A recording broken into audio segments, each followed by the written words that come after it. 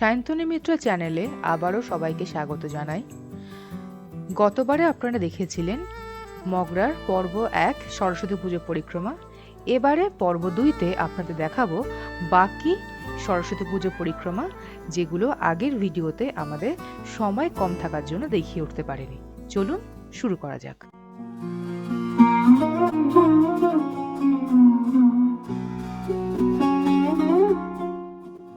শুভ সরস্বতী পুজোর শুভেচ্ছা ও অভিনন্দন আবারও সবাইকে জানিয়ে আজকের এই ভিডিওটি শুরু করেছি। আজকের ভিডিওতে আপনাদের দেখাবো গতবারে যে পুজো মণ্ডপগুলোতে আমরা দেখিয়ে উঠতে পারিনি। মগরা আসার জন্য সবচেয়ে সহজ উপায় হলো বর্ধমানগামী ট্রেনে করে আপনারা চলে আসুন মগরা স্টেশনে। সেখান থেকে পায়ে হেঁটে অথবা টোটো, অটো ও রিক্সা নিয়ে আপনারা চলে আসতে পারেন সমস্ত এখানকার পুজো প্যান্ডেলগুলোতে। আমরাও কিন্তু একটা টোটো ভাড়া করেছিলাম, সেই টোটোওয়ালাই কিন্তু আমাদের সমস্ত প্যান্ডেলগুলোই ঘুরিয়ে দেখিয়েছিলেন। টোটো আমাদের কাছ থেকে নিয়েছিলেন মাত্র 200 টাকা। আপনারাও কিন্তু দরদাম করে টোটোওয়ালার সাথে কথা বলে দেখতে পারেন, ডেসক্রিপশনে ওনার নাম্বারটা দিয়ে রাখবো। আর যদি এই টাইপের ভিডিও আপনাদের চ্যানেলে, আমার চ্যানেলে আরও বেশি করে দেখতে চান, তাহলে অবশ্যই একটু লাইক করে দেবেন, সাবস্ক্রাইব করে দেবেন আমার চ্যানেলটা, এবং এই ভিডিও সবার সাথে উপভোগ করতে চাইলে একটু শেয়ারও করে দেবেন।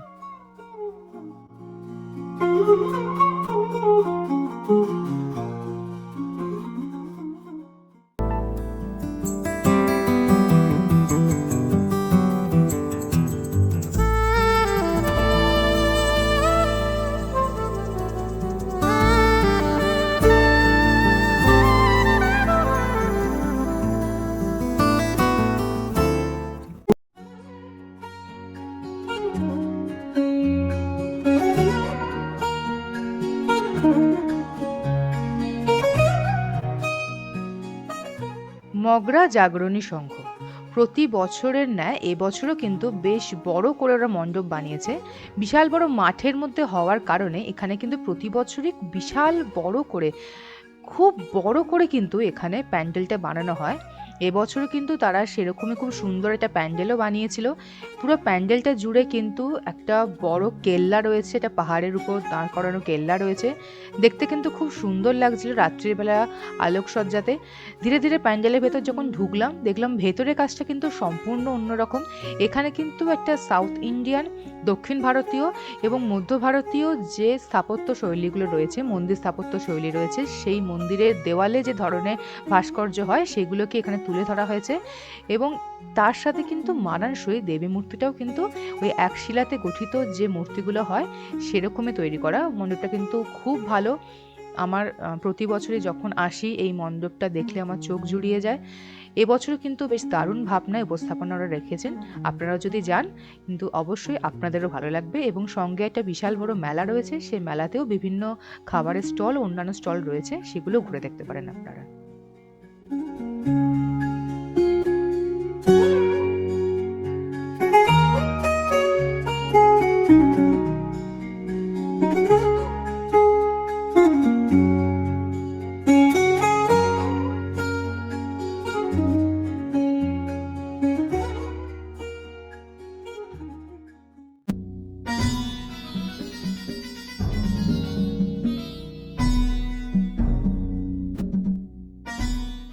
পরবর্তী যে মণ্ডপটাতে আমরা গিয়েছিলাম সেই মণ্ডপটার ভাবনা ছিল খাঁচায় বন্দি পাখি।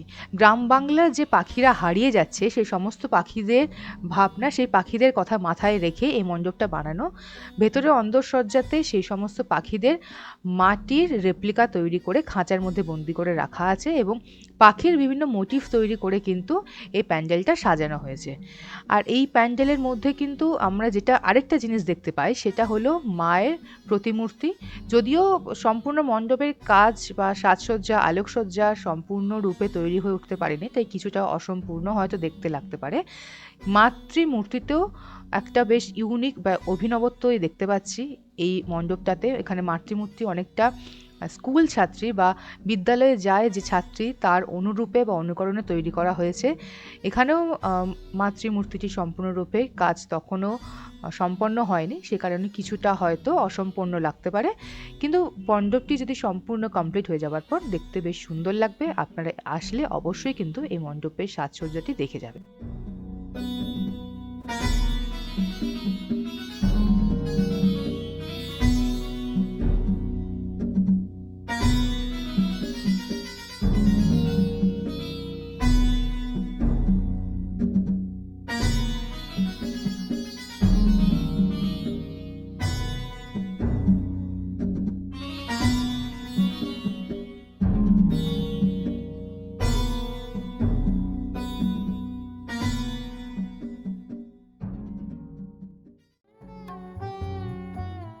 এরপরে আমরা জিটি রোড থেকে একটি টোটো ধরে নিয়ে চলে এসেছিলাম মগরা স্টেশনের কাছে।